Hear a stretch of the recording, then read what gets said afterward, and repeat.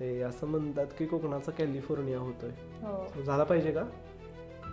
California म्हणजे ठीक आहे, विकास होतोय, चांगली गोष्ट आहे. कोकणाचा विकास झालाच पाहिजे.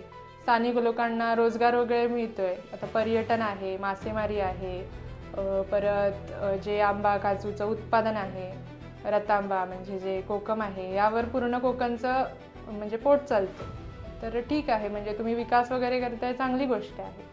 पण महत्त्वाचं म्हणजे तो विकास करताना आपण तिथली भाषा, संस्कृती किंवा तिथलं लोकांची म्हणजे स्थानिक लोक, जागा म्हणजे आता असं होते की आपलेच लोक परप्रांतीयांना जागा विकतायत आणि जागा विकल्या गेल्यामुळे बाहेरची लोक कोकणात येऊन हे करतायत, म्हणजे वर्चस्व दाखवायला बघतायत किंवा धाक दाखवत आहेत आणि अशा प्रकारे मग तिथल्या लोकांच्या पोटावर सुद्धा पाय येतोय ना.